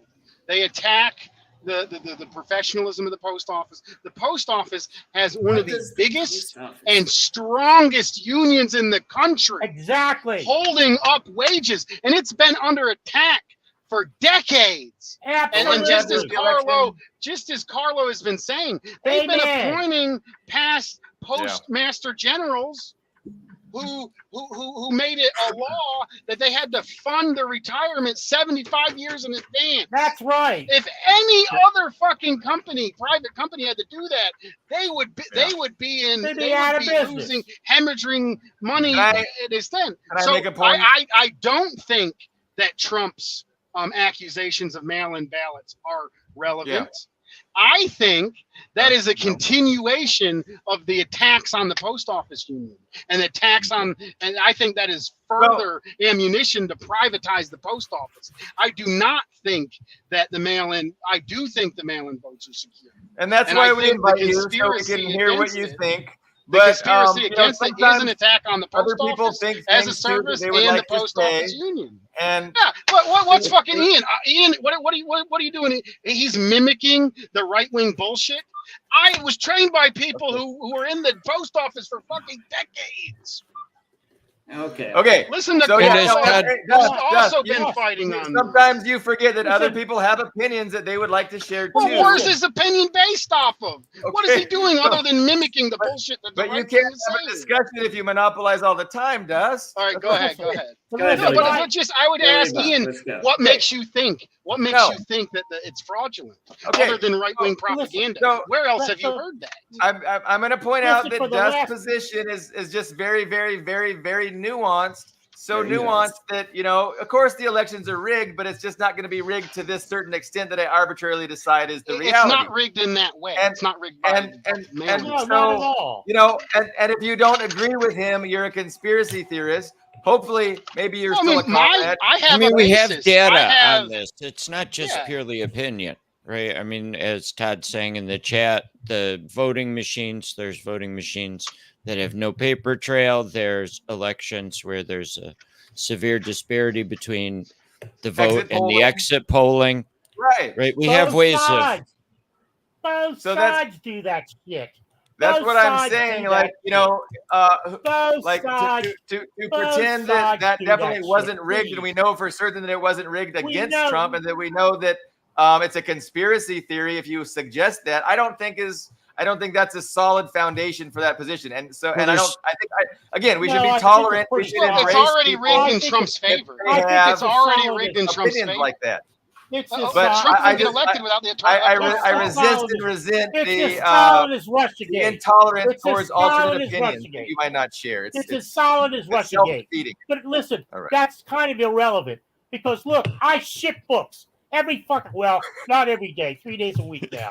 We ship books, and we only get mail. And listen, we're a half mile outside the DC line. We only get mail 3 days a week now because the people who used to deliver the mail, they have 3 routes each now. Yeah. to No, print. that's a They can't do honor. 3 That's a routes good topic. It's in a true. reasonable day. They don't like Okay. the post office. They want to privatize it. No But doubt. listen, when No I doubt, first Carlo. started shipping mail, it was $3 and something like shipping mail 25 years ago. It was $3.99 A lot to ship less. a priority package to Great Britain. You know what it costs now? It's going up to $52.76. Wow. I hope our viewers have enjoyed this as much as I have. Yes, but I It's just been want to fun. make one point. Oh, What go does ahead. that say about intellectual exchange? I sell scholarly books. They're trying to dampen intellectual exchange. They do it. They got so much shit covered. The deep state and these fuckers, and I mean they don't even have to worry about the Trump people. They don't give a shit about that. Let them stay ignorant because they're gonna make their money anyway. So you can't attack it from this kind of. Listen, you just can't take. I have a size 9 foot. I can't wedge it into a size 6 shoe. I just can't do it. I can't do it. We got to stop thinking that way. I They want got to it thank covered. Whatever it is, they got it covered. Dustin Gregg for joining us. I kind of felt outnumbered, and now this might be what it feels like when I have when we just have Dust on alone, and it's like me, Ian, and Ben. But I'd like to respond to the idea. So me and Ian were in a discussion, and he's saying the ruling class likes Biden better. I'm saying the ruling class likes Trump better. Okay, so we don't really know if the election is being rigged. what But about let's in say I don't- 2020? Who did the establishment like in 2020? Who did I the think establishment like better in 2020? Biden or Trump? Okay, so it's hard to say because the election is already rigged in the Republicans' favor to begin with. That's what I'm saying. Trump would not get elected if it wasn't for the Electoral College. If it wasn't for these undemocratic policies that favor Republicans, the Republicans wouldn't even have any real power in this country to begin with. So just in that result, that is an indication that the ruling class favors Republicans and Trump because they're not willing to change. Did they get rid of the Electoral College that would have stopped Trump from coming back in the office? No, they didn't do it. I would say there's a clear advantage of Republicans in the right wing altogether, based on the current undemocratic legal system. So I agree that it might be possible that Trump is their favorite. They prefer Trump over Biden this year. I think in 2020, absolutely not. It was definitely they did not want Trump. They certainly used the media. They used the media against him, but at the same time, they weren't wrong. And at the same time, there was a lot of justified anger and hatred against Trump. And that's subjective. And I think I think given the evidence of what's available, the best thing that we can conclude, people came out in mass. Like, yes, they fear-mongered against him, but at the same time, he was saying fucked up shit. And the majority of people who are urban, who are Democratic-leaning, came out in mass. Came out in mass to vote Trump out of office. That's a possibility. So I'll close, and I promise I know your bladder is probably angry with us, so I apologize. But I will say it's true. We can't know what's going on in the back room. I think all we can know right now is that the United States is polarized more than it's ever been before. Besides, leading up to the 1850s, the 1860s, the Civil War, we're at that point or beyond that point. One half hates the other half, are ready to kill each other. Well, no. Yeah. The left side is not ready to kill anybody. The good guys aren't. Only the bad guys. Only the bad guys. They're going to have to use federal force, and it's probably not going to be in their hands. Who controls the federal government? Who controls the military right now? Well, I mean, you're Trump. The MAGA people will control it. I'm sorry, but the military is a very different beast than it was 10 my gang and years LGBTQ ago. friends, they're not going to pick up a gun. They're not going to pick up a gun. They just want to, sing in their cabarets. That sounds like a stereotype. They just want to work their jobs. They just want to love. They just want to love their partners that they've been with for 30 years. I think Carla has a point. The militant left has been brutally suppressed to the point where it almost non-exists. But the fascists have been allowed to grow. Did you want to expound, Ian? Did you want to continue, or was that just pointing out the polarity? Yeah. Yes. Do you want to anything else besides pointing out the polarity?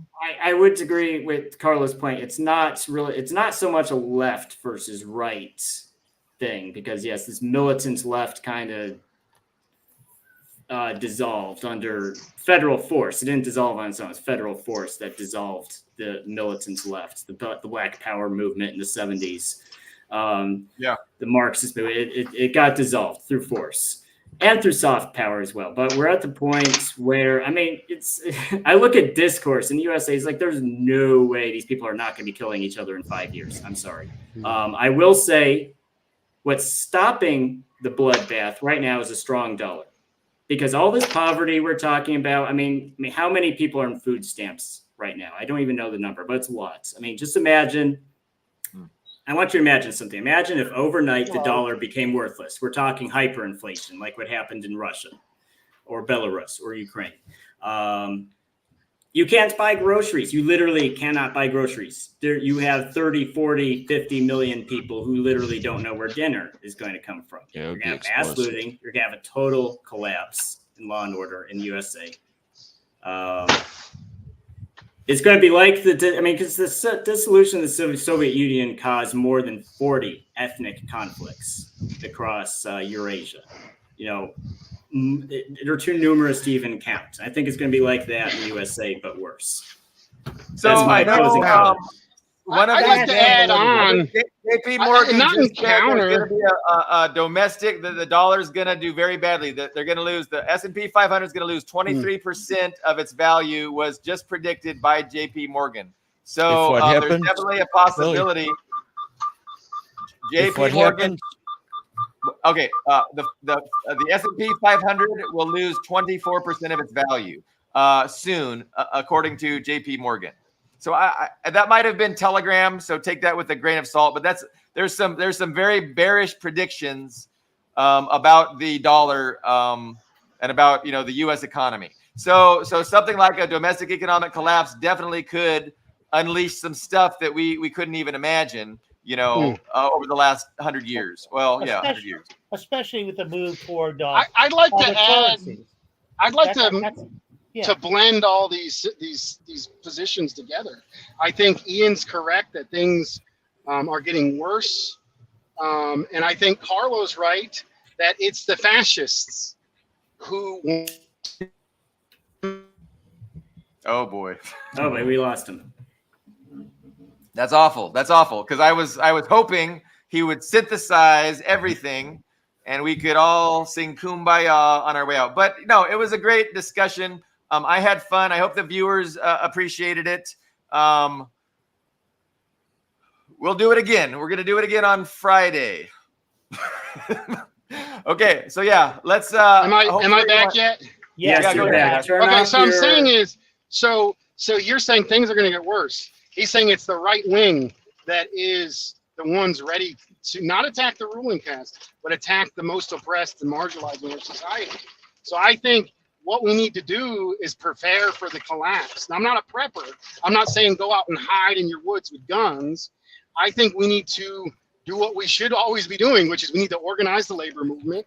We need to organize communities, and we need to organize anti-fascist militias to protect the marginalized and oppressed against the fascists. I think that's what we need to do. MMT, I'm going to be honest. What the hell is he talking about? Modern monetary theory. You just print more money. Of course. Because we have a sovereign currency. You control inflation within interest rates. Mm-hmm. Well, the Federal Reserve did stabilize. I mean, it's true. Modern monetary theory did stabilize. I mean, if you look back in world history and American history, you'll see like the free silver movement. You'll see the pressure on the working and the farming class of people, that deflationary pressure from a gold-backed currency was causing. So the establishment of the Federal Reserve did make our system more stable, much more stable. So that cycle of quantitative easing. I think it's quantitative easing. Yes. Just printing, using the printing press to stabilize things. But again, I would much rather have a communist government in charge of money printing than the fascists. But I was going to say every system has its limits. I mean, we're going to end of 2024. Every system has its limits. And it needs confidence. You have to have the confidence of the people in the system. And once the confidence goes, the system goes too. Guys, we're going to wrap it up. Dust, thank you genuinely. It's good to be divisive. Not divisive, but, to not always agree. So it's good. Greg, thank you. Ian, Carlo, we will see everyone Friday. Bye.